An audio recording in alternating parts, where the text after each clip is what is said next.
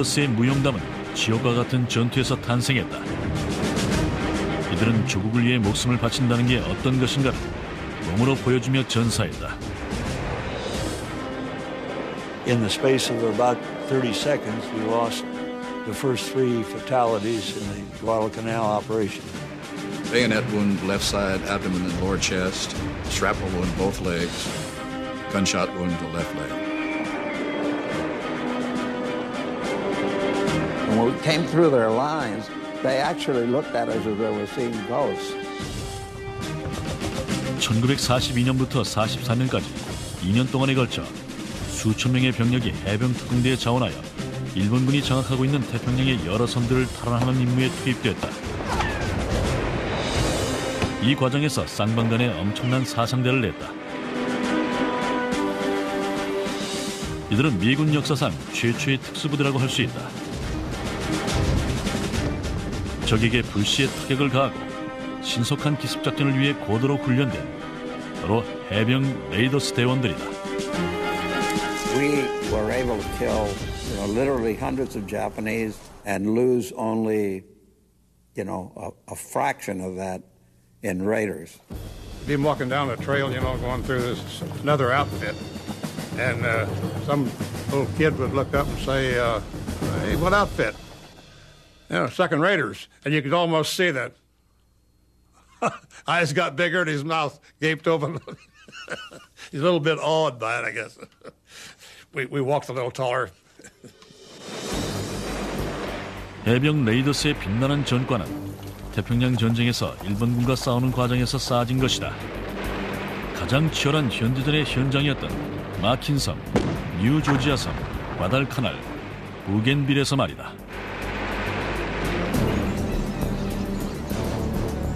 이들의 구호인 경호는 중국어로 단결이란 뜻인데 불가능에 가까운 상황을 돌파하는 해병 특공대의 정신을 상징하는 말이 됐다. One thing that they have in common is these weren't people who wanted to be in the rear with the beer. These are guys who wanted to see action. They wanted to fight.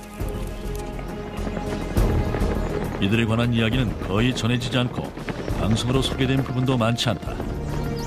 이 프로그램은 당시에 촬영된 사진과 기록 필름을 어렵게 입수하여 제작한 것이다.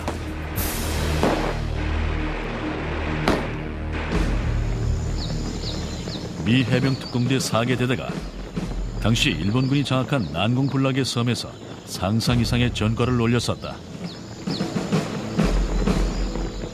해병 특공대의 창설은 하나의 승부수였다. 당시 대부분의 해병 지휘관들은 특수부대의 필요성을 절감하지 못했다. 일반 해병 대원들도 어렵고 힘든 작전을 잘 수행했기 때문이다.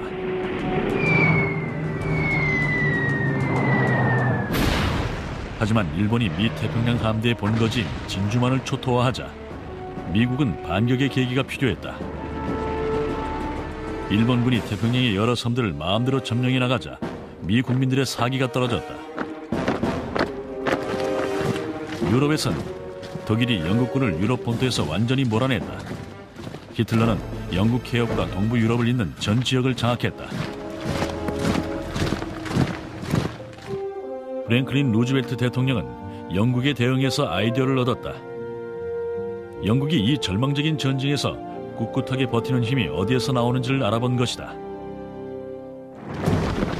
그 답은 바로 영국군 코만도의 활약이었다.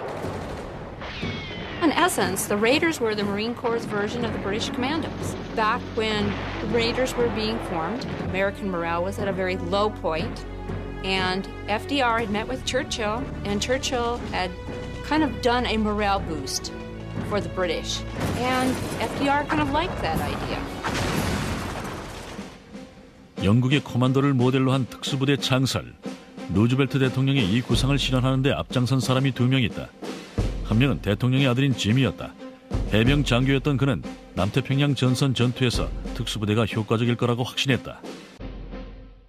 또 한 명은 대통령의 오랜 친구였다. 니카라과 전쟁 때 해병대를 이끌었던 백전 노장이자 1930년대 중국의 특수부대를 연구했던 군사 전략가다. 그가 바로 해병 특공대의 전설의 창시자가 되었다. 바로 에번스 칼슨 대령이다.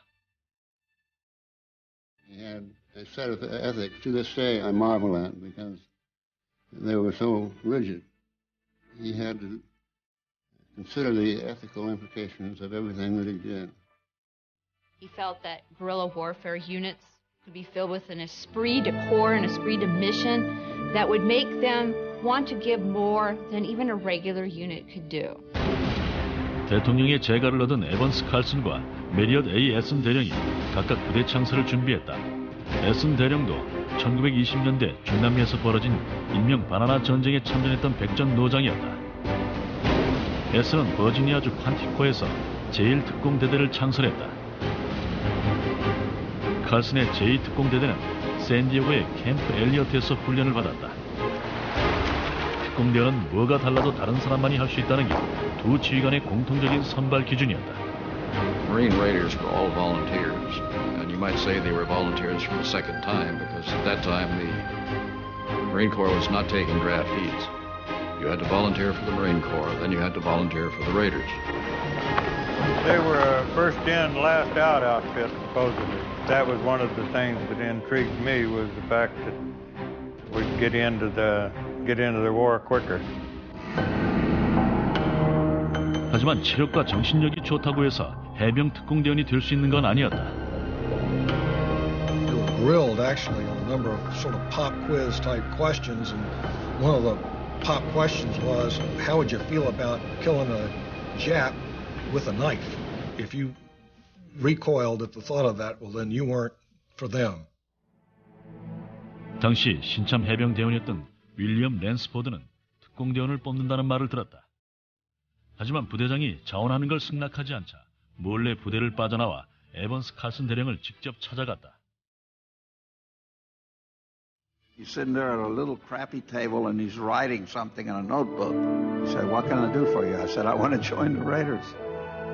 And then he began asking me questions, you know, would you cut your buddy's throat if he was panicky behind the lines and stuff like that. It was fairly melodramatic stuff. And I answered what I thought he wanted to hear. 랜스포드는 다음날 바로 특공대에 들어갔다. 그는 3개월 동안 일반 해병대 훈련보다 훨씬 더 고도의 훈련을 받았다.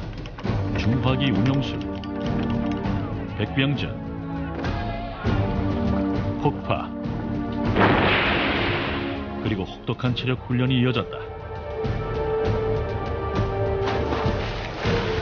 이들은 이미 해병으로서의 기본 훈련을 통해 단련된 병사들이었지만 특공대원이 되기 위해선 한 차원 높은 수준이 필요했다. 낯선 섬이나 정글에서도 독자적으로 싸울 수 있는 능력이 요구됐다.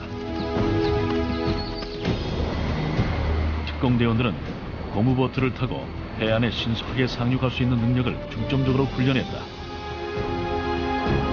And the Raiders were essentially formed as shock troops just to really throw an enemy in disarray, and they were never trained to fight a defensive fight.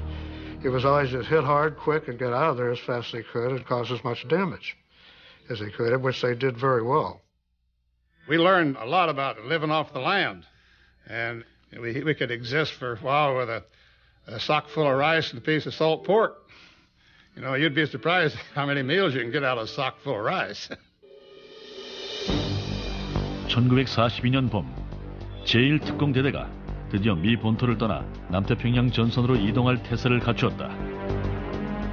승리에 대한 부담은 실로 막중했다.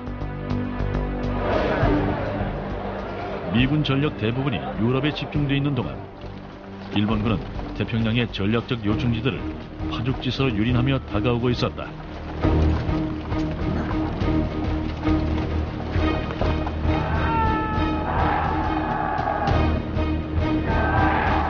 미국은 이 기세를 꺾어야만 했다. 해병 레이더스에게 그 임무가 맡겨졌다.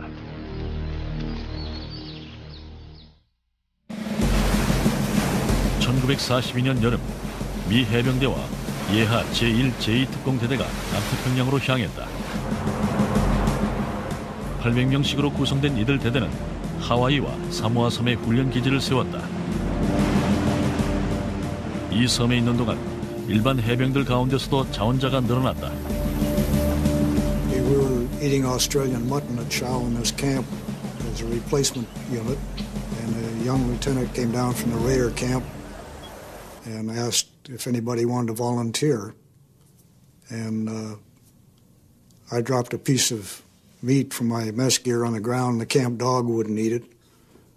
And this lieutenant said, "We're having steak at the Raider camp," and I was about the third one at the coconut tree to sign up. That's how I became a Raider. 미 해병대는 이 훈련 기지에서 남태평양 전선에 대한 대대적인 공격을 준비했다.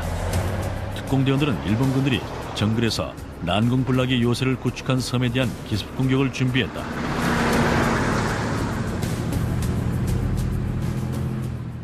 두 개의 특공대대 모두 치고 빠지기식의 기습 공격을 훈련했다. 하지만 지휘관의 스타일은 정반대였다. 제1특공대대장인 메리엇 S는 원칙에 충실한 스타일이었다. 중남미 전쟁에서 빛나는 전과를 세웠던 그는 야전 교범과 전술 교리를 철저하게 따르는 타입이었다. Essen incidentally was a tremendous weapons expert, and he was captain of the Marine Rifle and Pistol Team, which was no small deed at that time and at any time. And he was just a all-around outstanding officer, and his men would do anything for him. 제2특공대대의 지휘관 에번스 칼슨도 1차 대전에 참전한 백전노장이지만 스타일이 달랐다. 개성이 강한 그는 야생마라는 별명까지 얻고 있었다. 그는 특수한 임무를 수행하는 특공대원들은 일반 해병과는 다른 대우를 받아야 한다고 믿었다.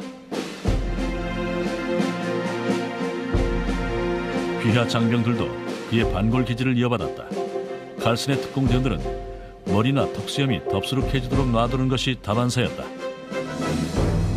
We got there was a couple of guys with rubber boats and a lot of Jap equipment, and they were all wearing these big knives, and they all didn't look like Marines. They looked like tramps, beards, long hair, and so forth. 칼슨은 니카라과와 중국에서 배웠던 특수부대 전술을 도입했다. 단결이란 뜻의 건호를 부대 구호로 쓰기도 했다. 이 구호는 해병 레이더스의 상징으로 영원히 남게 됐다.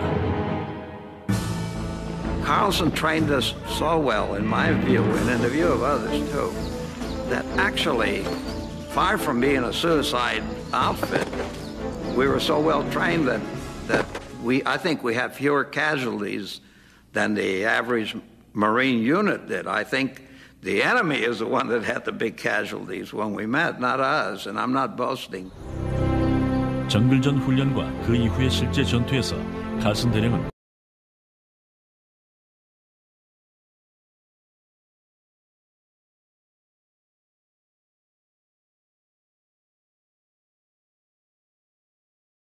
Troops could speak their minds and about anything and not really have any guilt about it or fear of reprisal.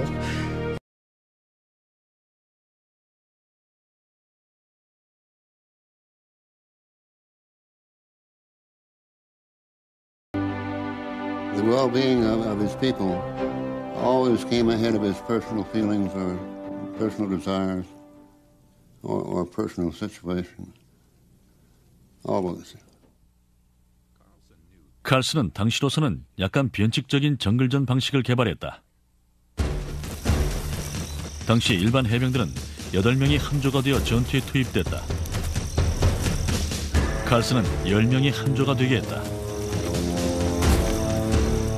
분대장 1명에 3인 1조의 화기 지원팀 3개로 이루어지는 편제였다.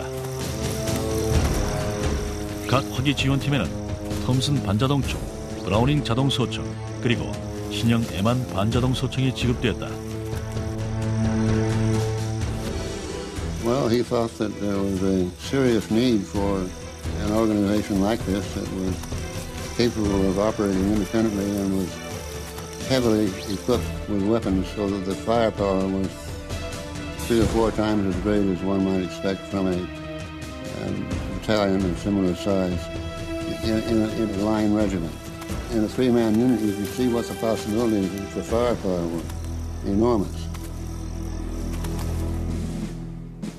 해병대 소속 장교였던 그의 아들도 아버지를 따라 특공대에 몸을 담고 싶어 했다. 하지만 아버지 칼슨 대령은 아들이 특공대에 들어오는 걸 반대했다.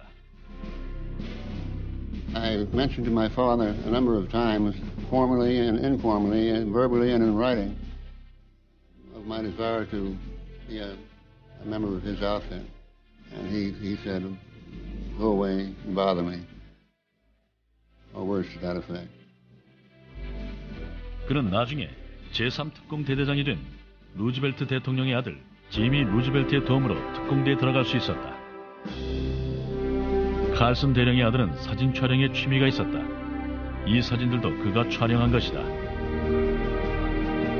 대부분 일반에게 처음으로 공개된 사진들이다.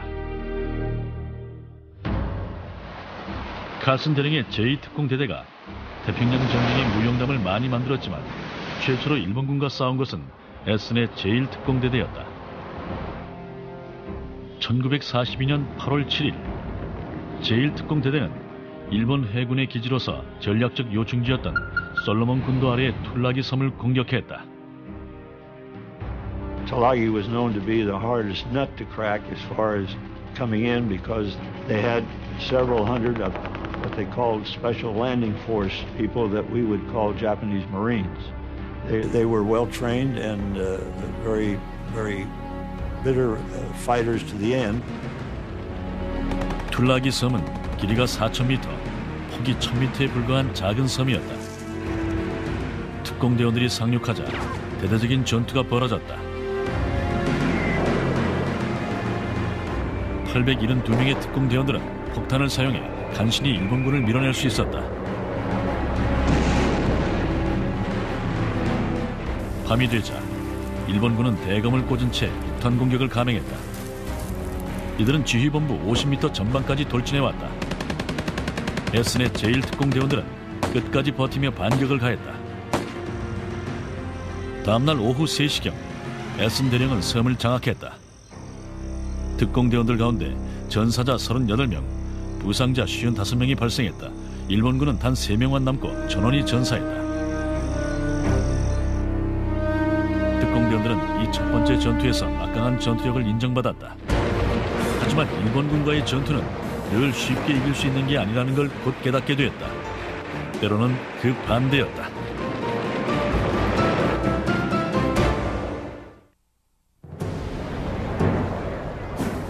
(1942년 8월) 미 해병 특공대는 남태평양 전선으로 이동하여 활약할 준비를 했다. 전쟁 영웅을 갈구하던 미국민들에게 해병 레이더스야말로 가장 믿음직한 기대주들이었다. Nobody understood at that time, I think, just how hungry the American public was for some good war news. 일명 칼슨 특공대로 알려진 제2특공대대는 길버트 군도에 속한 작은 섬인 마킨 섬에 대한 공격을 준비했다. 이 부대엔 대대장 칼슨 대령 외에도 아주 점잖은 장교가 하나 있었다. 언뜻 보면 군인의 이미지에 안 어울릴 정도였다. 그는 남다른 혈통을 잇고 있었는데 그의 아버지는 바로 루즈벨트 미 대통령이었다. 지미 루즈벨트는 해병 특공대 창설에 중요한 역할을 했다. When Roosevelt was first commissioned a captain, everybody made fun of, and the other FDR sons. They had bumper stickers, I want to be a captain too, Daddy, and all that. But he was not only a very intelligent man and a very compassionate man, but he was a terrific soldier, as it turned out. 마킨 섬에 대한 공격 계획은 일종의 기만 전술이었다. 과달카날 섬에 이미 해병대가 상륙한 상태였기 때문에 해병 특공대가 마킨 섬을 공격할 경우 일본군은 미군이 근처의 길버트 군도에도 침공해 올 거라고 오판하기 쉽다는 점을 노린 것이다. 해병 특공대는 대담한 작전을 세웠다. 제2특공대대 예하 2개 중대를 2대의 잠수정에 태워 투입한다는 것이었다. 에번스 칼슨 대령과 지미 루즈벨트 대위의 지휘하에 대원들은 6일간의 잠수함 항해길에 올랐다. They sent 222 officers and men aboard those two submarines for this lightning strike raid on Macon Atoll to kill the enemy, destroy all their provisions, their avgas, their radio station, the seaplanes, anything they had. 1942년 8월 17일 칠흑 같은 어둠 속에 특공대원들이 마킨섬 공격 작전을 개시했다. 원래 계획은 고무보트를 나눠 타고 섬의 두 곳에 따로 상륙하는 것이었다. 하지만 기상 악화 때문에 이 계획은 무산됐다. 두 쪽 모두 한 장소에 모이고 말았다. 사태는 더욱 꼬이기 시작했다. 일본군들 몰래 조심스럽게 전진하던 중 한 대원이 실수로 총을 발사했던 것이다. 기습 공격은 물 건너갔고 즉각 전투가 벌어졌다. Here you have the Macon Island raid, which is as colorful a raid as even Hollywood could envision, with submarines and rubber boats at night and breaching the surf and high firepower.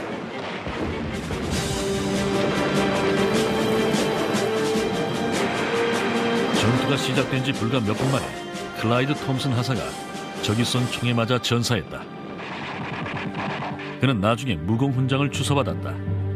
2차 대전에 참전한 해병 가운데 최초의 포상 수상자였다. 일본군은 자살 공격까지 감행해왔다. I moved in there and there was this machine gun set up and both the gunners were dead and my curiosity got the better of my better judgment, I guess. And I got on my knees, I was looking one of them over and just about that time he raised us up on his knees. So I fortunately had a knife in my pick, so I whipped this out and surgically installed him a new air passage into his lungs. 특공대원들은 점차 수세에 몰렸다. 칼슨 대령은 공보트를 타고 퇴각할 것을 명했다. 하지만 높은 파도 때문에 대원들 대부분이 해안에서 벗어나질 못했다. 더구나 고장이 잦아서 교체를 요구했던 선의 엔진이 말썽을 일으켰다. 그 바람에 보트가 전복되고 장비가 유실되고 대원들 몇 명이 물에 빠져버렸다. More raiders died on Macon Island that should have died. Had nothing to do with Carlson. It had to do with the damn motors that they had on those rubber boats. And Carlson had complained for months that when you got into a high surf, that these motors tended to swamp. And he said if they swamp at the wrong time, when we're loaded down with gear and everything, he said the men have to paddle out of there. 심한 풍랑 때문에 대원들은 섬으로 되돌아올 수밖에 없었다. 그 다음날 특공대원들은 막힌 섬 정글 속에 아직도 일본군이 상당수 있을 거라고 생각하며 걱정스러운 마음으로 시간을 보내고 있었다. 칼슨 대령은 정글 속으로 2명의 척후병을 보냈다. 1시간 뒤 그들은 놀라운 소식을 갖고 돌아왔다. 특공대원들 스스로가 생각했던 것 이상의 전과가 있었던 것이다. 일본군 대부분이 사살됐고 남은 병사들도 이미 도망간 상태였다. 칼슨 대령은 전사한 18명의 대원들은 막힌 섬에 묻으라고 지시했다. 나머지 대원들은 다시 보트를 타고 잠수정이 대기하고 있는 곳까지 노를 저어갔다. 그런데 혼란스러운 와중에 인원 점검을 제대로 하지 못했다. 9명의 대원들이 본대와 떨어져 막힌 섬이나 근처 산호섬 어딘가에 실종되고 말았다. They didn't realize till they got back to Hawaii that these 9 guys were left on the island. And Carlson said to me, he said, if I'd have known there was 1 man left, he said, I wouldn't have gone back to submarine. I would have stayed with them. 막힌 섬에서 실종된 9명은 일본군에게 끌려가 잠수되고 말았다. 해병 특공대원들을 태운 잠수함이 진주만 기지에 들어서자 기대 이상의 환영 행사가 열렸다. We were surprised as they're going down Battleship Row there. The Navy had all their crews aft. The band was playing the Marine hymn. And up ahead on the pier was the big Marine Honor Guard, present arms. And there was all the Navy brass in Honolulu. So we began to realize that, good God, we're a bunch of heroes. 칼슨 대령은 막힌 섬 작전에서 보트에 장착된 모터의 고장만 아니었으면 대원들의 불필요한 희생을 줄일 수 있었을까라는 생각에 마음이 아팠다. 하지만 국민들은 대성공으로 보았다. 해병 레이더스가 일본군을 완벽하게 무찌른 것이다. 종군 기자들과의 인터뷰에서 칼슨 대령은 대원들의 용기를 자랑하곤 했다. Our casualties were very light by comparison with the enemy. They were light because the raiders worked together, cooperating fully. Each man and officer knowing his part of a job and doing it with the unspoken assurance that his comrades would be where they were supposed to be, when they were supposed to be, and doing what they were supposed to do. 불과 몇 주 뒤 다음 임무가 주어졌다. 아무리 전투 경험이 많아도 쉽지 않은 싸움이었다. 해병 특공대원들은 지금까지 경험한 그 어떤 전투보다 더 힘든 전투에 투입됐다. 과달카날 섬을 차지하기 위한 공방전이었다.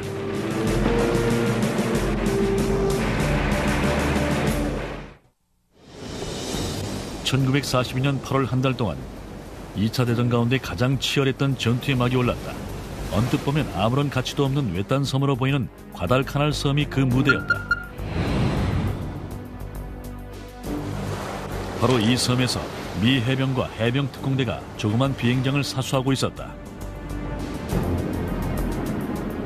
이곳은 희망의 불씨이자 미 해병 부대가 외부와 연결되는 통로였다. 이름하여 핸더슨 비행장이었다. If the Japanese controlled it, it could make Americans' attempts to recapture all those other islands very, very difficult. Americans controlled it. They had a staging point for all kinds of missions and supplies, so it was critical. 8월 내내 미 해군은 해병대 병력을 과달카날 섬으로 집중 배치했다. 하지만 일본 해군도 나름대로의 보관이 있었다. 8월 8일 일본 해군 전함들이 10여 척의 연합군 군함 사이를 몰래 통과했다. 미군과 호주군 군함을 피해 아이언 바텀 사운드라는 곳을 향했다. 일본 해군은 곧이어 기습 공격을 가해 연합군 측에 사상 최대의 피해를 입혔다. 순양함 4척이 침몰했고 한 척은 완전히 파괴됐다. 1000명 이상의 연합군 해군 병사들이 전사했다. 과달카날 섬은 이제 연합군 해군의 지원이 끊겼다. 일본군은 과달카날에 병력과 물자를 집중했다. 이 섬에 남은 건 미 해병 레이더스뿐이었다. 일본군의 타깃은 핸더슨 비행장이었다. 이곳을 장악하면 섬 전체를 장악하고 승기를 잡을 수 있었던 것이다. 메리트 에슨 대령이 이끄는 제1특공대대 병력 800여 명이 핸더슨 비행장으로 몰려오는 일본군 3000여 명과 맞서 싸워야 했다. 에슨 대령은 일본군의 공격에 대비해 핸더슨 비행장 위에 있는 칼날 모양의 능선에 병력을 배치했다. 이곳에서 해병 레이더스는 사상 최대의 치열한 전투를 벌였다. We were going to this rest area, which was right at the ridge that was pointing right at Henderson Field. It was a long, low, serpentine type of ridge with kunai grass, waist or chest high, sharp as needles, surrounded by jungle. 1942년 9월 12일 밤 11시경 일본군 비행기가 해병 특공대의 진지 주위에 조명탄을 투하했고 몇 분 뒤 일본군 병사들이 정글 속에서 몰려나왔다. 수적으로 분리해 정면 대결이 어렵자 에슨 대령은 대원들을 능선 꼭대기에 최후 방어선으로 후퇴시켰다. 이곳에서 각자 참호를 파고 공격에 대비했다. 일본군이 쏘아대는 기관총과 소총 탄환이 사방에서 날아들었다. 대원들은 거의 쓰러지기 일보 직전이었다. 하지만 에슨 대령은 부하들을 독려했다. 해병 레이더스답게 끝까지 싸우라고 말했다. Held off several banzai attacks of the Japanese, and in between the attacks, they spent their time digging huge foxholes, which protected them from the Japanese artillery fire, and ultimately saved the day for them. 아침이 되자 포연이 거쳤다. 특공대원들은 끝까지 핸더슨 비행장을 사수했다. 이 전투에서 특공대원 138명이 전사했다. 해병 공수대대 대원 128명도 사망했다. 일본군은 700명이 전사했다. 부상당한 500여 명의 일본군은 결국 정글 속에서 죽어갔다. 특공대원들이 죽음으로 지켜낸 언덕 위의 진지는 부대장의 이름을 따 에슨의 피해 능선이란 이름이 붙여졌다. The Raider Battle of the Ridge was a defining moment for the campaign. They had other big battles over that same ground, one big one anyway, later on, but they had the manpower then and the support that they didn't have when we were there. 핸더슨 비행장을 사수하긴 했지만 과달카날 섬 전투가 다 끝난 건 아니었다. 일본군은 여전히 정글 속을 이동하며 보급이 부족해진 연합군 병사들에 대한 반격을 노리고 있었다.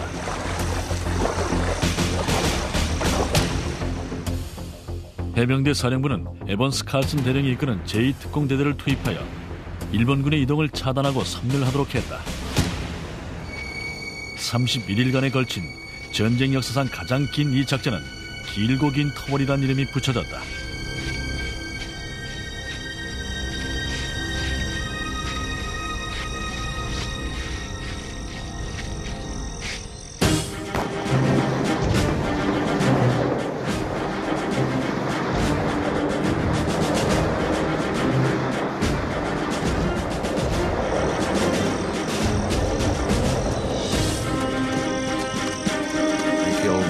Somewhere around 600 or 700 Japanese, tore up some long-range guns and so forth, and lost 16 men.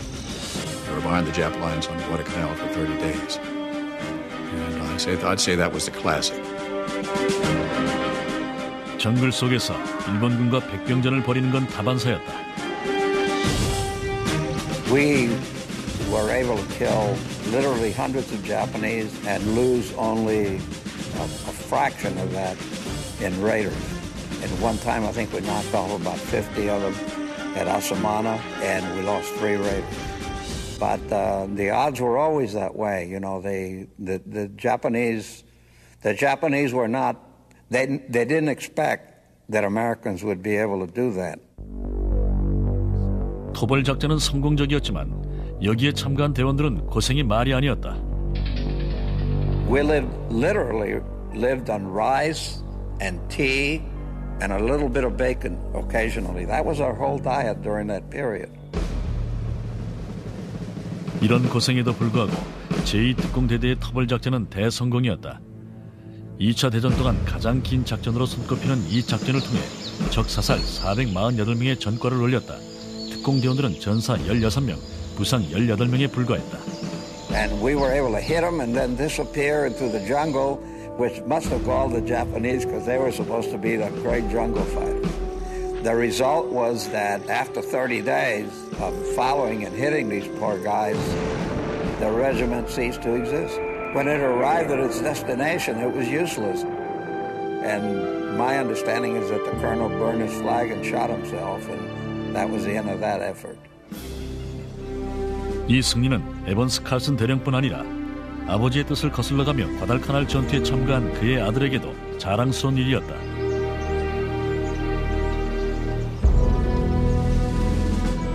하지만 이렇게 피 흘리며 이룩한 해병 특공대의 영광도 그리 오래가지 못했다. 특공대의 역할이 축소된 것이다.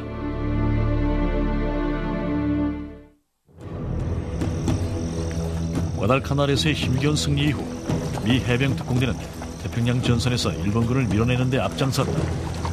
그 중에서 가장 치열한 전투가 벌어진 곳은 뉴조지아 섬이었다. 제4특공대대는 일본군의 전초기지를 공격했다. 쌍방간의 전사자가 속취했다. 이 전투는 지옥불 세례란 별명이 붙을 정도로 치열했다. 힘든 싸움이 될 수밖에 없었다. 특공대원들은 항공 폭격 지원도 받지 못했고 수적으로도 열세였다.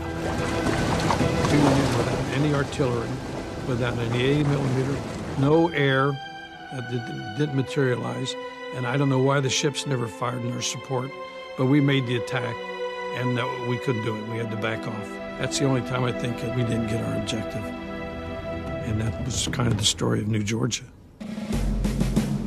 해병 특공대의 마지막 작전 가운데 하나가 1944년 초의 부겐빌 섬 작전이었다.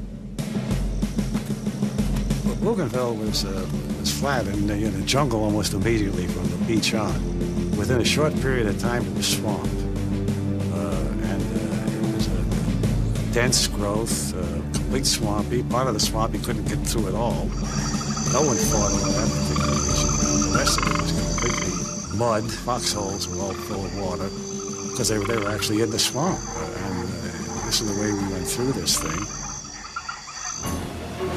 일본군은 패주하고 있었지만 부겐빌 섬을 그리 호락호락하게 내주려고 하지 않았다. we got on the beach, and the Japanese planes around. They were strafing us off and on, and it was just push, push, push. About all I can say about it, because whatever the people said do, we did. We just kept moving. 제2특공대대와 제3특공대대 장병들은 사상자 발생에도 불구하고 계속 전진했다. Round, I think it was a sniper, went to the guy's canteen next to me and then went into my leg. If it hadn't, I'd probably had some serious injuries, but I never came off the line on that, and I limped for a while. But Corman pulled a slug out of my leg and put some sulfa powder on it, and we went on.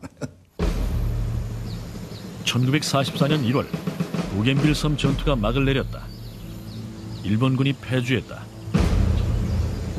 하지만 태평양 전선의 전투는 더 이상 특공대 방식을 필요로 하지 않았다. 이제는 소규모 기습 타격 부대 대신에 대규모 공격 부대가 필요한 상황이 됐다. 해병 레이더스의 시대도 끝난 것이다. 대원들은 일반 해병 부대로 복귀했고 그들 대부분이 오키나와와 유황도에서 싸웠다. 제2특공대대 소속이었던 마이크 스트랭크는 유황도에 성조기를 세운 6명의 해병 대원 가운데 하나였다. Prevailing thought held before the formation of the Raiders that every Marine, in essence, could be a Raider. That they didn't need to have these separate organizations, but what they needed are people to be trained for special operations. As these operations came up, kind of led them to believe that we need to go back to the idea that you don't need an elite unit within an elite unit. 에번스 카슨 대령도 제2특공대대장직을 잃었다. 하지만 그는 특공대를 떠난 뒤에도 3차례의 전투에 참가했다. 타라와, 화잘레인, 그리고 사이판 전투. 그는 사이판 전투에서 통신병을 구하려다가 중상을 입었다. 하지만 회복되자마자 전선에 복귀해 끝까지 싸웠다. The High Command finally got Carlson. They took the Raiders away from him. They made a staff officer out of him, an observer. To the best of my knowledge, he never received a command of his own ever again. Oh, they pinned another Navy Cross on him, you know. They gave him medals, but they didn't give him the thing that he wanted the most, and that was what he used to call my Raiders, you know, my boys. So they had a short 2-year history, but they blazed a lot of glory in those 2 years. 칼슨 대령은 1946년 준장으로 예편했다. 그리고 다음 해에 세상을 떠나 알링턴 국립묘지에 묻혔다. 버지니아주 리치몬드에 있는 해병 레이더스 박물관에는 이들의 영광스러운 과거가 전시돼 있다. 태평양 전쟁에 사용되었던 총들, 대원들의 사진 수백여 점, 그리고 이들이 정글을 누비며 적들과 싸울 때 사용했던 단도 등이 있다.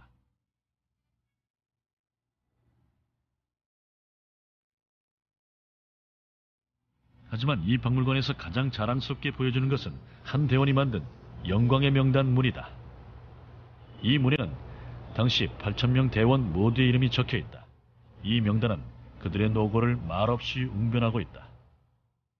8% of all of the medals of honor won by Marines in World War II were won by Marine Raiders. Now, these were not necessarily men who were Marine Raiders at the time they won the Medal of Honor. They might have been with the New 4th Regiment or with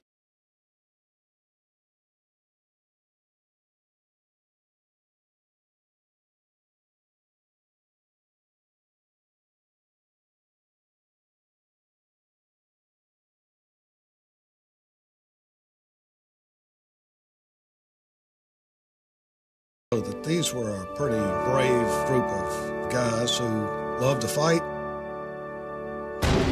해병 레이더스의 유산은 지금도 미군 부대에 계승되고 있다. 이들이 개발한 전술은 해군 특수전 여단, 그린벨, 해병 전투수색대에 그대로 전수됐다. I was at a reunion here in San Diego and we went up to Pendleton and the recon outfit put on a show for us. And I will never get standing with about 50 of these Raiders and their eyes are this big. And here these modern day Marines come in dangling from helicopters on these ropes, doing about 80 miles an hour. 1,500 feet in the air. So one guy looked at me and says, "My God, I wouldn't have done that for all the tea in China." And all these kids were just looking up to them like, his heroes, which they are. 해병 레이더스들은 죽음 앞에서도 특유의 강호 정신으로 똘똘 뭉쳤다.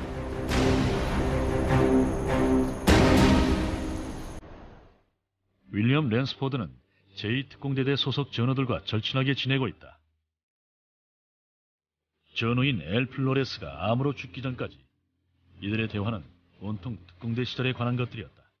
Lying there in bed with his tubes and all that, reliving the old days, and he said, "Do you remember when we did this? You remember how we went through the lines?" He said, "You remember when you had to go back and I took you through the Japanese lines?" Yeah, I remember. And then he took my arm like this and he said, "We must have been crazy, Bill." And then he turned and said to my wife, "We must have been crazy." Yeah. He died 2 days later. 1990년대 말 해병대에서는 태평양 전쟁 때 실종된 특공대원들에 대한 탐사 작업을 시작했다. 그 결과 마킨 섬에서 실종된 19명의 유골을 발견했다. 전쟁이 끝난 뒤 현지 원주민들이 이들을 묻는 데 협조했던 것이다. 그중 한 명이 기억을 더듬어 유골들이 묻힌 곳을 찾는 데 도움을 주었다. Lo and behold, 57 years later, that's where they were. And it was about, I think, about 50 meters from where he said it was. And they recovered every one of them. They also recovered 54 live Mark II fragmentation hand grenades, several weapons. They were all buried with their helmets on. 발굴된 유골들은 정중한 예의를 갖춰 알링턴 국립묘지에 안장됐다.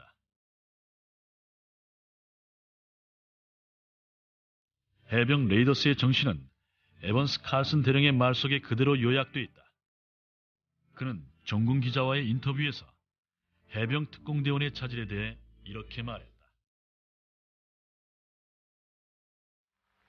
Remember, only those who worked and sacrificed for the preservation of democracy are entitled to enjoy its benefits.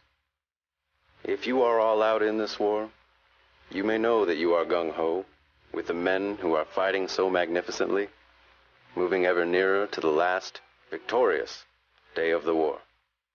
They are making their contributions. You make yours. Together, we go on towards peace, comrades all, working together. Truly gung-ho.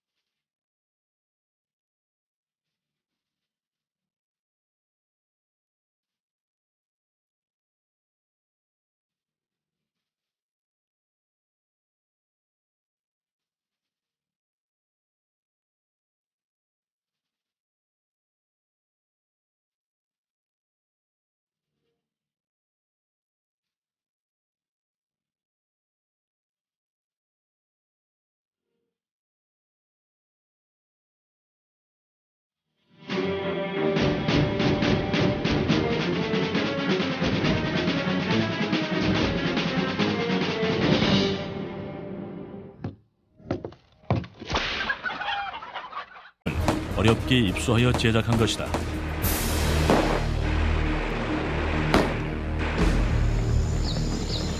미 해병 특공대 4개 대대가 당시 일본군이 장악한 난공불락의 섬에서 상상 이상의 전과를 올렸었다.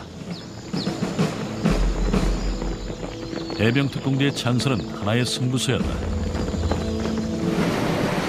당시 대부분의 해병 지휘관들은 특수부대의 필요성을 절감하지 못했다. 일반 해병 대원들도 어렵고 힘든 작전을 잘 수행했기 때문이다.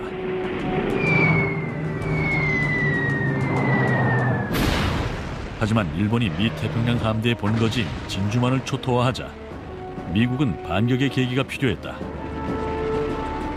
일본군이 태평양의 여러 섬들을 마음대로 점령해 나가자 미 국민들의 사기가 떨어졌다.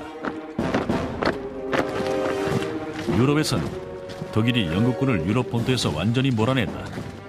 히틀러는 영국 개혁과 동부 유럽을 잇는 전 지역을 장악했다.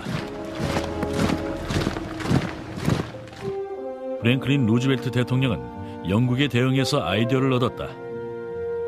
영국이 이 절망적인 전쟁에서 꿋꿋하게 버티는 힘이 어디에서 나오는지를 알아본 것이다. 그 답은 바로 영국군 코만도의 활약이었다. In essence, the Raiders were the Marine Corps' version of the British Commandos. Back when the Raiders were being formed, American morale was at a very low point, and FDR had met with Churchill, and Churchill had kind of done a morale boost for the British. And FDR kind of liked that idea. 영국의 코만도를 모델로 한 특수부대 창설. 루즈벨트 대통령이 이 구상을 실현하는 데 앞장선 사람이 두 명 있다. 한 명은 대통령의 아들인 짐이었다. 해병 장교였던 그는 남태평양 전선 전투에서 특수부대가 효과적일 거라고 확신했다. 또 한 명은 대통령의 오랜 친구였다. 니카라과 전쟁 때 해병대를 이끌었던 백전 노장이자 1930년대 중국의 특수부대를 연구했던 군사 전략가다. 그가 바로 해병 특공대의 전설의 창시자가 되었다. 바로 에번스 칼슨 대령이다. He had a set of ethics to this day I marvel at because they were so rigid. He had to consider the ethical implications of everything that he did. He felt that guerrilla warfare units could be filled with an esprit de corps and esprit de mission that would make them want to give more than even a regular unit could do. 대통령의 재가를 얻은 에번스 칼슨과 메리엇 A. 에슨 대령이 각각 부대 창설을 준비했다. 에슨 대령도 1920년대 중남미에서 벌어진 일명 바나나 전쟁에 참전했던 백전 노장이었다. 에슨은 버지니아주 퀀티코에서 제1특공대대를 창설했다. 칼슨의 제2특공대대는 샌디에고의 캠프 엘리어트에서 훈련을 받았다. 특공대원은 뭐가 달라도 다른 사람만이 할 수 있다는 게 두 지휘관의 공통적인 선발 기준이었다. Marine Raiders were all volunteers. 바뀌어졌다.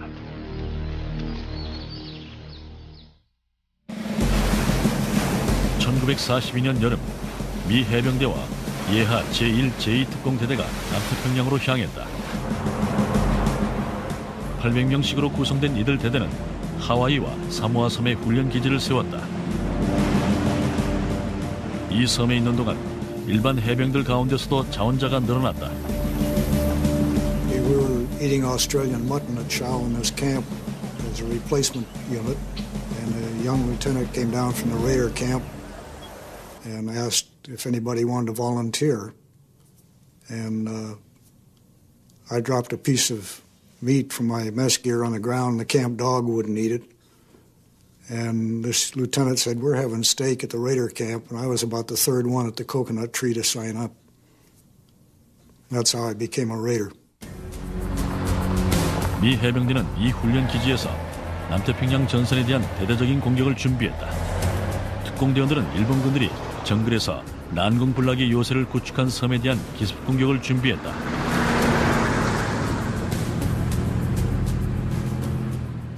두 개의 특공대대 모두 치고 빠지기식의 기습 공격을 훈련했다. 하지만 지휘관의 스타일은 정반대였다. 제1특공대대장인 메리엇 S는 원칙에 충실한 스타일이었다. 중남미 전쟁에서 빛나는 전과를 세웠던 그는 야전 교범과 전술 교리를 철저하게 따르는 타입이었다. Essen, incidentally, was a tremendous weapons expert, and he was captain of the Marine Rifle and Pistol Team, which was no small deed at that time and at any time. And he was just a all-around outstanding officer, and his men would do anything for him. 제2특공대대의 지휘관 에번스 칼슨도 1차 대전에 참전한 백전노장이지만 스타일이 달랐다. 개성이 강한 그는 야생마라는 별명까지 얻고 있었다. 그는 특수한 임무를 수행하는 특공대원들은 일반 해병과는 다른 대우를 받아야 한다고 믿었다. 귀하 장병들도 그의 반골 기질을 이어받았다. 칼슨의 특공대원들은 머리나 턱수염이 덥수룩해지도록 놔두는 것이 다반사였다. We got there was a couple of guys with rubber boats and a lot of Jap equipment, and they were all wearing these big knives, and they all looked didn't look like Marines. They looked like tramps, beards, long hair, and so forth. 칼슨은 니카라과와 중국에서 배웠던 특수부대 전술을 도입했다. 단결이란 뜻의 경호를 부대 구호로 쓰기도 했다. 이 구호는 해병 레이더스의 상징으로 영원히 남게 됐다. Carlson trained us so well, in my view, and in the view of others too, that actually, far from being a suicide outfit, we were so well trained that I think we had fewer casualties than the average Marine unit did. I think the enemy is the one that had the big casualties when we met, not us, and I'm not boasting. 정글전 훈련과 그 이후의 실제 전투에서 칼슨 대령은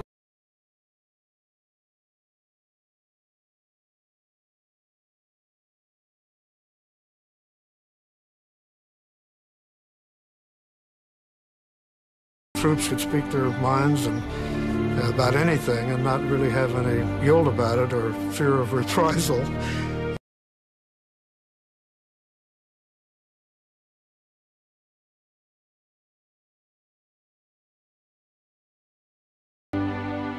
The well-being of his people always came ahead of his personal feelings or personal desires or personal situations.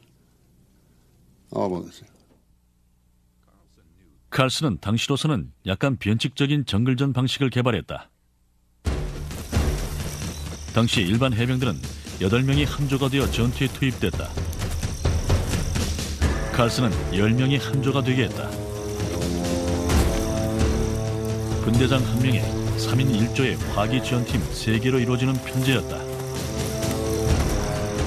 각 화기 지원팀에는 톰슨 반자동총, 브라우닝 자동소총, 그리고 신형 에만 반자동 소총이 지급되었다. Well, he thought that there was a serious need for an organization like this that was capable of operating independently and was heavily equipped with weapons so that the firepower was 3 or 4 times as great as one might expect from a battalion of similar size in a line regiment. In a 3-man unit, you can see what the possibilities for firepower were enormous. 해병대 소속 장교였던 그의 아들도 아버지를 따라 특공대에 몸을 담고 싶어했다. 하지만 아버지 칼슨 대령은 아들이 특공대에 들어오는 걸 반대했다. I mentioned to my father a number of times, formally and informally, and verbally and in writing, of my desire to be a member of his outfit. And he said, go away and bother me. Or words to that effect. 그는 나중에 제3특공대대장이 된 루즈벨트 대통령의 아들 지미 루즈벨트의 도움으로 특공대에 들어갈 수 있었다. 칼슨 대령의 아들은 사진 촬영에 취미가 있었다. 이 사진들도 그가 촬영한 것이다. 대부분 일반에게 처음으로 공개된 사진들이다. 칼슨 대령의 제2특공대대가 태평양 전쟁의 무용담을 많이 만들었지만 최초로 일본군과 싸운 것은 에슨의 제1특공대대였다. 1942년 8월 7일 제1특공대대는 일본 해군의 기지로서 전략적 요충지였던 솔로몬 군도 아래의 툴라기 섬을 공격했다. Tulagi was known to be the hardest nut to crack.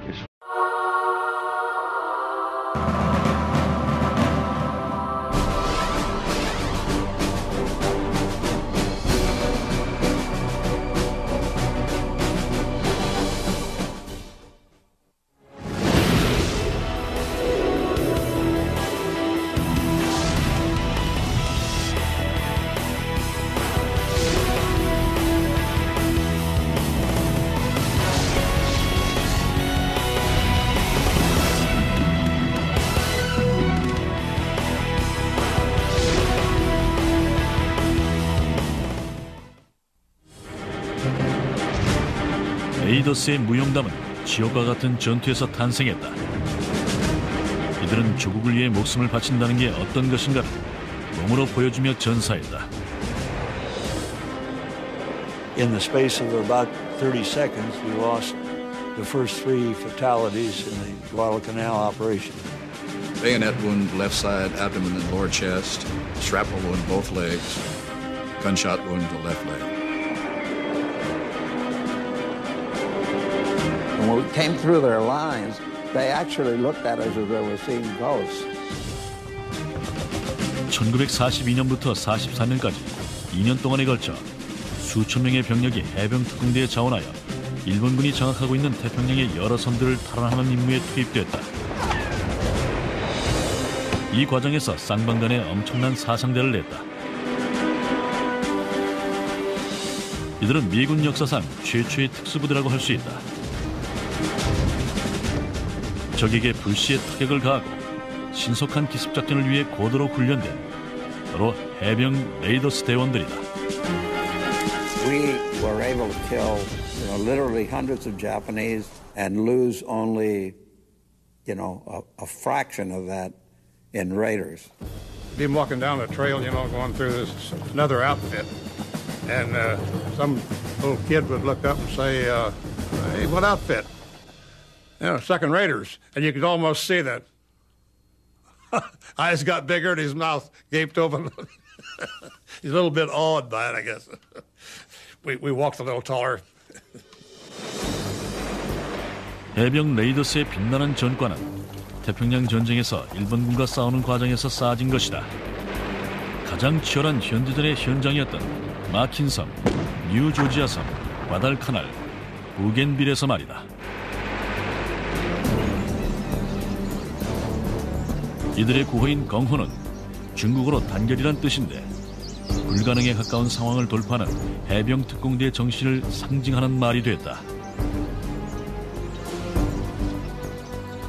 One thing that they have in common is these weren't people who wanted to be in the rear with the beer. These are guys who wanted to see action. They wanted to fight.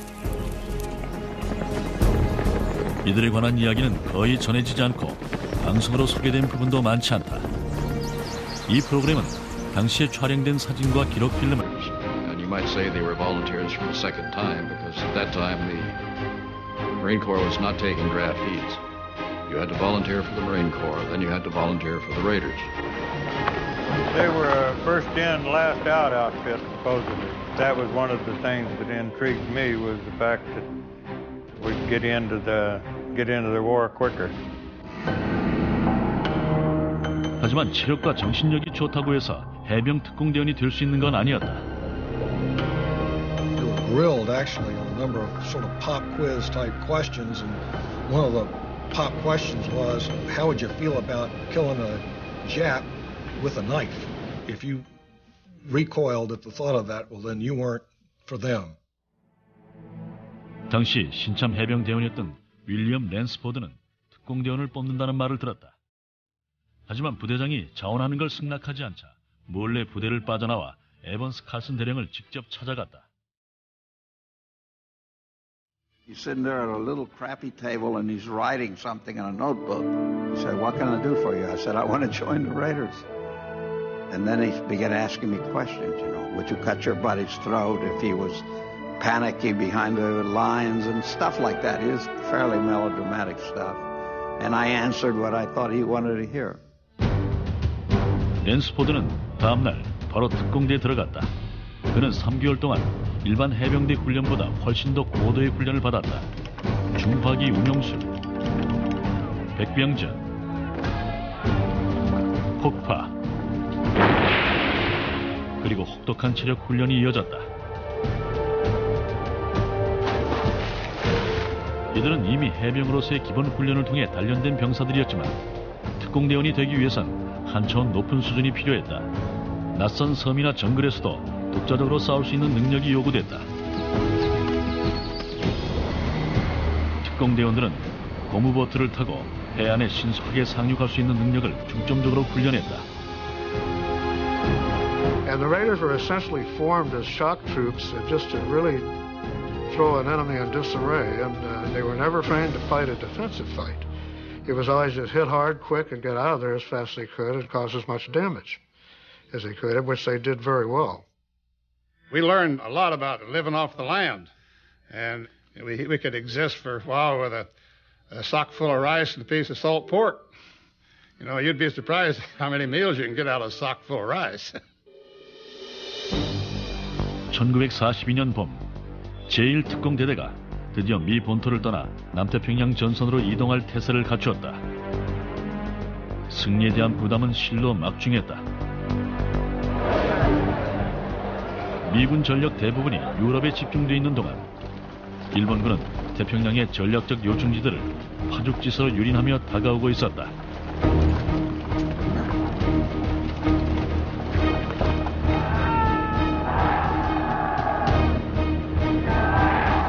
미국은 이 기세를 꺾어야만 했다. 해병 레이더스에게 그 임무가